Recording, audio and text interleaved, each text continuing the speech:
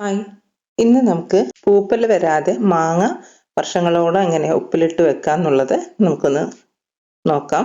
നമ്മൾ സാധാരണ പോലെ ഉപ്പിട്ട് വെക്കുവാണെങ്കിൽ മാങ്ങ കൂടുതൽ കാലം നിൽക്കില്ല.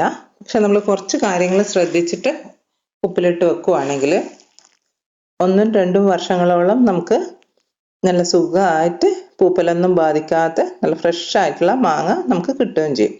അപ്പോൾ അതിന് എന്തൊക്കെ കാര്യങ്ങൾ ശ്രദ്ധിക്കണം, എങ്ങനെയാ ഉപ്പിലിട്ട് വെക്കണ്ടേ എന്നുള്ളതിൽ നമുക്ക് നോക്കാം. അപ്പം അതിന് ഫസ്റ്റ് നമുക്ക് വേണ്ടത് മാങ്ങയാണ് അല്ലേ.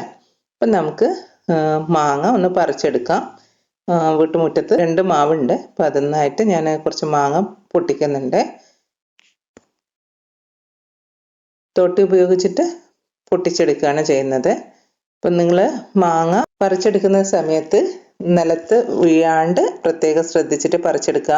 ഇനി കടയിൽ നിന്ന് വാങ്ങുന്ന മാങ്ങയാണെങ്കിൽ ഒടിവും ചതവും ഒന്നും ഇല്ലാത്ത മാങ്ങ വേണം നമുക്ക് ഈ ഉപ്പിലിട്ട് കുറേ കാലം വെക്കാൻ വേണ്ടി നമ്മൾ യൂസ് ചെയ്യുമ്പോൾ ഇങ്ങനെയുള്ള കുറച്ച് കാര്യങ്ങൾ നിർബന്ധമായിട്ട് ശ്രദ്ധിക്കാം. ഞാൻ കുറച്ചധികം മാങ്ങ ഇവിടെ പറിച്ചെടുത്തിട്ടുണ്ട്. ആവേശം മൂത്ത് നല്ല കുഞ്ഞു മാങ്ങ അടക്കം പറിച്ച് എടുത്തിട്ടുണ്ട് കേട്ടോ. അപ്പം നമുക്ക് എങ്ങനെയാണ് മാങ്ങ ഉപ്പിലിട്ട് വെക്കുന്നത് എന്നുള്ളത് നമുക്ക് നോക്കാം. അപ്പോൾ അതിന് വേണ്ടിയിട്ട് കുറച്ച് വെള്ളം ഞാൻ ഇവിടെ തിളപ്പിക്കാൻ വേണ്ടിയിട്ട് വെച്ചിട്ടുണ്ട്. വെള്ളം തിളച്ചിട്ട് ഓഫ് ചെയ്തിട്ട് അത് തണുക്കാൻ വേണ്ടി മാറ്റി വെക്കുന്നുണ്ട്. ആ സമയം കൊണ്ട് നമ്മൾ പൊട്ടിച്ചെടുത്ത മാങ്ങ ഉണ്ടല്ലോ അതൊക്കെ കഴുകി വൃത്തിയാക്കി ഞാൻ കൊണ്ടുവന്നിട്ടുണ്ട്. ഇത് ഏകദേശം ഒരു 3 കിലോളം മാങ്ങയുണ്ട്. നല്ല മൂപ്പത്തിയ മാങ്ങയാണ് ഞാനിപ്പോൾ എടുത്തിട്ടുള്ളത്.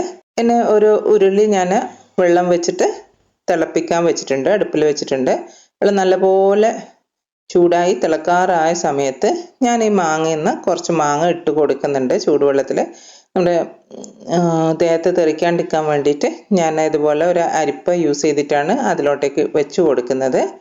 എന്നിട്ട് 1 മിനിറ്റ് നേരം ഈ ചൂടുവെള്ളത്തിൽ മാങ്ങ മുങ്ങിക്കിടക്കുന്ന രീതിയിൽ തിരിച്ചു മറിച്ച് ഇട്ട് കൊടുക്കുന്നുണ്ട്. 1 മിനിറ്റിന് ശേഷം കോരി മാറ്റുന്നുണ്ട്. അതായത് ജസ്റ്റ് ഒന്ന് നമ്മുടെ മാങ്ങയുടെ തൊലി ഒന്ന് ചേഞ്ച് ആവണം. തൊലിയുടെ കളർ ഉണ്ടല്ലോ അതൊന്ന് ചേഞ്ച് ആവണം.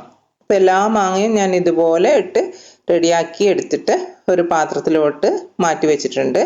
അത് തണുക്കാൻ വേണ്ടി മാറ്റി വെച്ചതാണ്. ഇപ്പം മാങ്ങയൊക്കെ തണുത്ത് കഴിഞ്ഞു.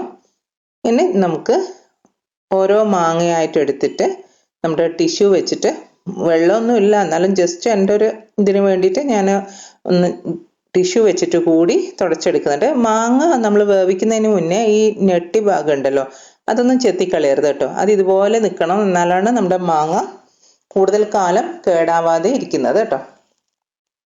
എന്നിട്ട് ഈ മാങ്ങ ഉണ്ടല്ലോ ഒന്ന് ടിഷ്യൂ വെച്ച് ജസ്റ്റ് ഒന്ന് തുടച്ചെടുക്കുന്നുണ്ട്. പിന്നെ ഞാനൊരു പാത്രത്തിലോട്ടേക്ക് കുറച്ച് ഒരു 1/2 ടീസ്പൂണോളം വെളിച്ചെണ്ണ എടുത്തിട്ടുണ്ട്. അതൊന്ന് കയ്യിൽ തേച്ച് കൊടുത്തിട്ട് ഈ മാങ്ങയിലോട്ടേക്ക് ഓരോ തുള്ളി വീതം എല്ലാ ഭാഗത്തേക്കും ഒന്ന് ജസ്റ്റ് തേച്ച് കൊടുക്കുന്നുണ്ട്.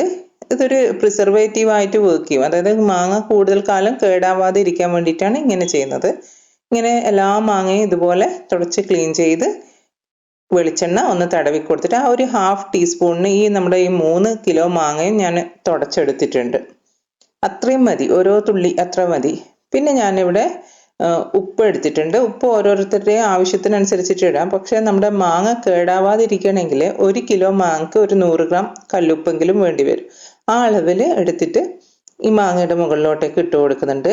ഇനി നേരത്തെ തിളപ്പിച്ച് തണിയാൻ വേണ്ടി മാറ്റി വെച്ച വെള്ളം ഉണ്ടല്ലോ അത് ഒഴിച്ചു കൊടുക്കുന്നുണ്ട്. ഈ മാങ്ങ മുങ്ങത്തക്ക രീതിയിൽ വെള്ളം ഒഴിക്കണം. മാങ്ങ വെള്ളത്തിന്റെ മേലോട്ടേക്ക് നിൽക്കരുത്.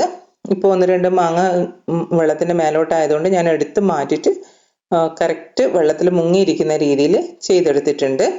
ഇനി ചെറിയൊരു കാര്യം മാത്രമേ ഉള്ളൂ. ഇതിൻ്റെ അരികിലായിട്ട് ഞാൻ കുറച്ച് കടുകെണ്ണ 1 ടീസ്പൂണിൻ്റെ അത്ര തേച്ച് കൊടുക്കുന്നുണ്ട്. അത് അങ്ങനെ ചെയ്തു വെച്ച് കഴിഞ്ഞാൽ നമ്മുടെ മാങ്ങയിലോട്ടേക്ക് പ്രാണിയോ അങ്ങനെയൊന്നും വരത്തില്ല. അതിനാണ് ചെയ്യുന്നത്. ഇനി അടച്ചു വെച്ചിട്ട് നമുക്ക് 1 മാസം വെയിറ്റ് ചെയ്യണം. കറക്റ്റ് 1 മാസം ആകുന്ന സമയത്താണ് ഈ മാങ്ങ റെഡി ആയി കിട്ടുന്നത്. ഇങ്ങനെ ചെയ്തു വെക്കുവാണെങ്കിൽ പൂപ്പലോ ബാക്കിയുള്ള കാര്യങ്ങളോ ഒന്നും ഉണ്ടാവില്ല. നല്ല അടിപൊളിയായിട്ടുള്ള ഉപ്പുമാങ്ങയായിട്ട് നമുക്ക് 1 വർഷം അല്ലെങ്കിൽ 2 വർഷത്തോളം ഇരിക്കും. പിന്നെ ഇത് കോരിയെടുക്കുന്ന സമയത്തും കുറച്ച് കാര്യങ്ങൾ ശ്രദ്ധിക്കാനുണ്ട്. നല്ല ഡ്രൈ ആയിട്ടുള്ള സ്പൂൺ ഉപയോഗിച്ചിട്ട് മാത്രം ചെയ്യുക. പിന്നെ ഈ ഭരണി ഞാൻ പറയാൻ വിട്ടുപോയി.